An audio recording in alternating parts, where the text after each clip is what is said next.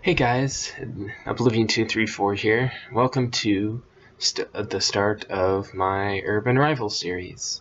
If you do not know what Urban Rivals is, it is a card game. It's an online card game that's free to play, and yeah, it's been around for quite a while. I actually started playing about when it first came out, 4, maybe even 5 years ago now, but I gave it up for a little bit, and now I started playing it again when there's a whole bunch of new cards and stuff that I hadn't learned before. I unfortunately didn't get too high of a level. As you can see, I'm only level 36 right now. And the deck I'm going to be showcasing today is for the ELO Fighting Championship, or one of the competitive modes in Urban Rivals. So I have a couple decks here. The one I'm going to be showcasing today is this one. Just gonna sum up ELO rules quick. The total sum of the stars on your team can only sum up to that max 25, which you should always be hitting. And you can have a minimum of 8 cards, which I do. And so the goal of this deck is to make major swings by Lifegain. This deck is fairly low damage-wise, with let's see,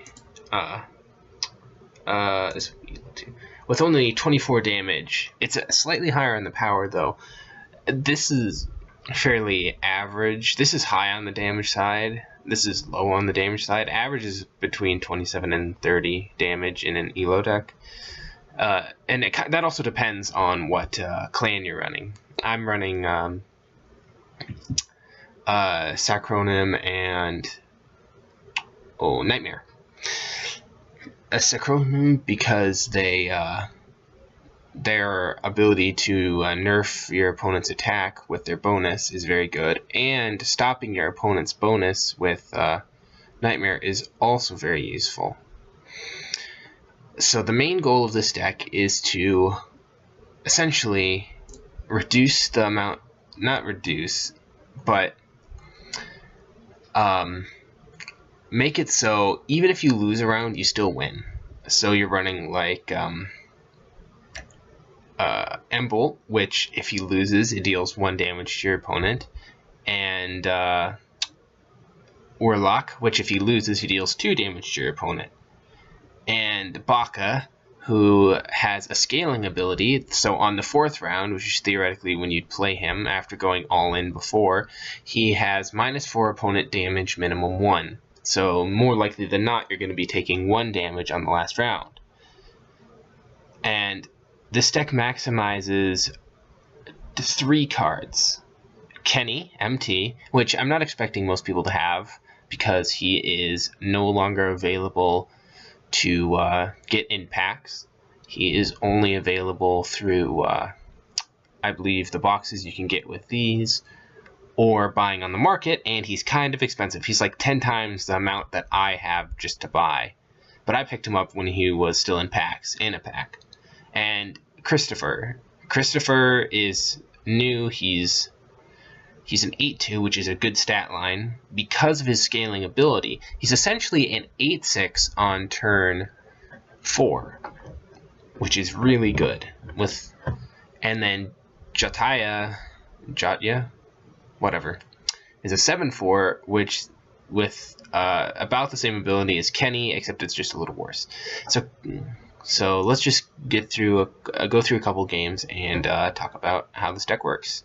So I'm currently unranked because this is a new month, new rank. Yes. Okay. Cool. That was fast. Sometimes it isn't. There's not always a ton of people on this game. Okay. Okay, so he's using this new clan. So it's day right now, so he gets power and damage +1. So what we're going to kind of want to go here is Ooh. He's got a lot of nasty things. Well, I think we'll go with Murray here and just put 1 in, because with that ability they have to put a minimum of 3 pills into theirs, to any single one of theirs pretty much, to overcome that. But he's just going with that, and I'm going to get poison 1. Okay, that's fine, because I have essentially dealt 5 damage to him, but I've gained 3 life, and that doesn't take place. So because this is victory or defeat, more likely than not, he's just going to let this through. Also, my guess is he's going to go with Burton last and try to get in.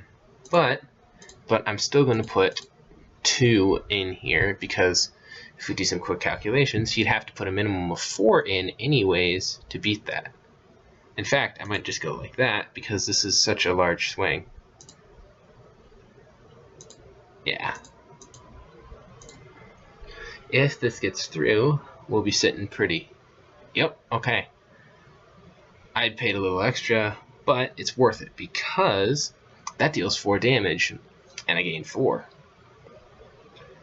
Now I'm at 20. Ooh. Yay.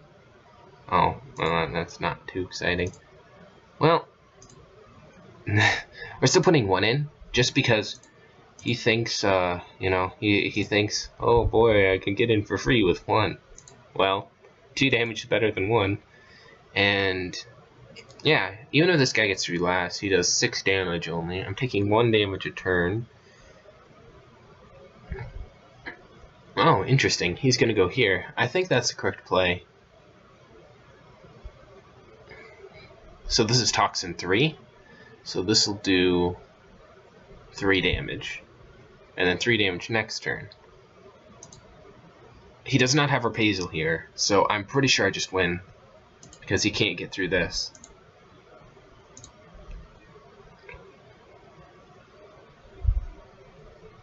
Cool. Yep. I win, because my guy hits him, deals 2 damage, and I heal for 4. And I take 3. But it doesn't matter, because I'm still at 15. Yep. Cool. So that's a pretty easy victory for me. Aw. Let's see, am I really close to that? Doesn't show me. Great. Nope, stop it. Okay. Let's see here. Let's play again. So that's kind of how this deck works. You get a couple good swing turns, and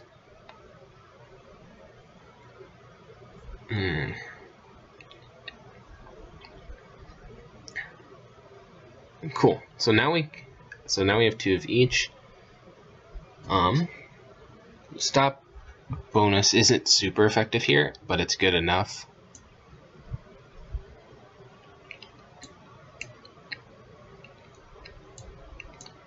I'm very curious as who he goes first will kind of determine his playstyle. I doubt he's going to go Padre. More likely than not, he's going to go Victor Van Dort. And if he does go Victor Van Dort, so the thing with him is he gets the +2 pills.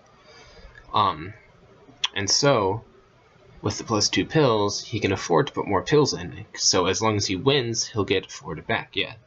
Okay. So what we're going to go here is we're going to go Embolt with 2, because 2's not too much, but also, so he'll be 8, he has to put in at least, let's see, 8 times 4, 32, he has to put in at least 3, because 3 times 8 is 24, minus 8, 16, he has to put in at least 3. No, he has to put in 4, at least 4, to get through this, because of my minus 8. Okay. He did put in a lot, which I expected. So essentially he only gains 1 life here. But it leaves me with this. I cannot afford to, I cannot afford to play my Kenny, because I could go all in here, but because he has Gus Rope, I cannot. So what I'm going to do here is I'm going to go Murray with 1, since that will force him to put at least 3 into anything he wants to get through, making it so Murray will get through. And if he does put 3, it allows my Kenny to get through with Fury to, interesting. He does have regen though, but I'm not planning on knocking him down, because his regen is only effective if he's below 6 health. So we can assume here that he's going to be putting everything into Burton here because of his toxin ability. So 6 times 7 is 42. Well, if we do Fury here, oops, he'll win. So I can't afford to do Fury, but I can go max here. So 7 times 6 is 42, which means we only have to beat 42. So we can do that, because this is a big enough life swing that I think we win. I didn't do the exact calculations, because that deals 3 and we heal for 6. Ow.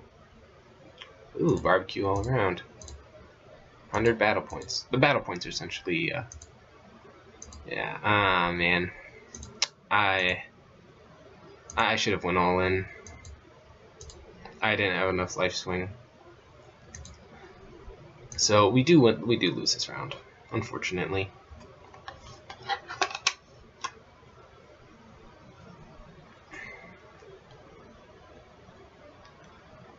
Because he just, yeah, he rolls over us. See, I wasn't exactly wrong in my, oh cool, 175 EFC points.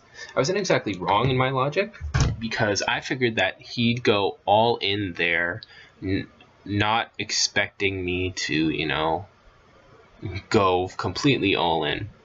So he had 2 plays there. A, he's bluffing, and he did what he did, he only put 1 in. And assuming I go like 1 in, you know, pan or whatever, because I expect him to be bluffing, he wins and gets that toxin on me. He took a risky play, because had I Furied Kenny, I would have won. But I did not, because I made the safer play. He made a risky play, but so his risky play paid off where mine did not. And I think I will call this my one more retry, but I think I'll call this my last game for this deck right now. But theoretically, this deck will work with this deck is a concept, and it'll work. Now that's annoying. See, that's kind of the reason we run these guys, is because the ones with stop opponent ability as their bonus can really mess up your plans. But now we have to make a choice, unfortunately, because we have 2 growths. Either Baka on turn 4, which is really safe, or Christopher, which is a swing turn.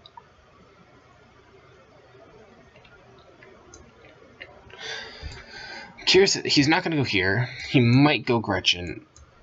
He's not going to go Mildred. Mildred's better turn 2.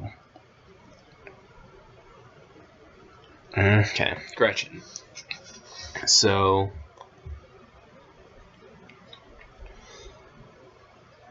we have 2 choices here. We can go Embolt and hope that we get through by going like that, because if she puts 1 or 2 in, 3, 21, minus 8, 1, 7, 13. 13 will beat this. But if we get defeated, we don't get our bonus, and he gets a heal. So my guess is there's a lot going into here. So I'm gonna go with Pan actually, and go like that. 5. This is fairly risky, especially if he only puts 1, because that's a big swing in his favor if he wins this. Nice, it paid off. So I make essentially a 6-point life swing here. Okay. Now he's got Reprisal here. So I can do 2 things. If he saves this for Baka, more likely than not, Mildred's coming out. Mildred, Flooded, and then Gustrope last turn is probably the play here. I'm going to go Embolt with 1, just because, again, 2 is better than 1, and if you win off the passive and you having 1 more pills than them, that's really, really good. But more likely than not, this is going into Mildred, and he'll put quite a bit into Mildred, so it'll get through. Only 2 damage, but that heal 2, max 11, is going to be very annoying. But if you keep him at 11 and make a big swing with Christopher instead, that will be very good. Because currently he has to do a minimum of 6 damage to me to tie. And he only has one. He does have 7. He has 1, 2, 4, 5. 5 plus 2 is 7. He has 7 between these two. But if I do that, then he doesn't. Okay, I thought so. So annoying, but it is what it is. Well, this allows me to drop Baka into Flooded, and me only take 1 damage. So, and then win with my Christopher, because I've got the 2, and I win the tie. So I have a guaranteed win here, because of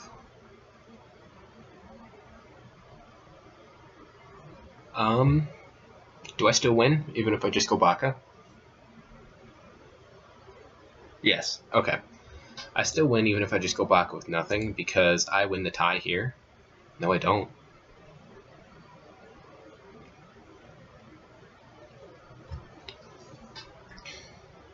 Okay, so this is interesting. So he's going like this, because he wins the tie here.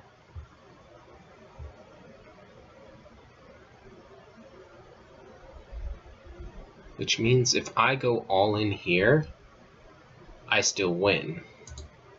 Okay. Well, I only have to go, I don't have to go all in.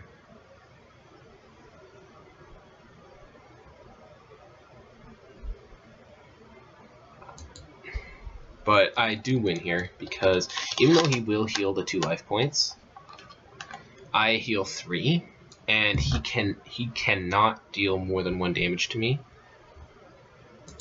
with because I've got that 12 and the minus 8. If he goes, yeah, no, there's no way he can win, because even if he Furies his Flooded,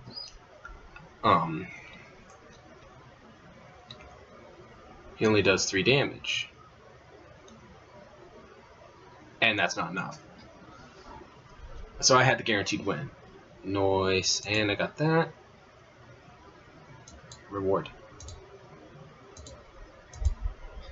500 battle points. Nice. Go back to the menu and do 1 quick opening of my daily box. Let's see what I get.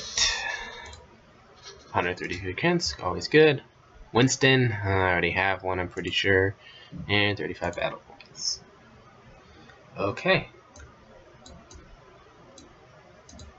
Now it's night again.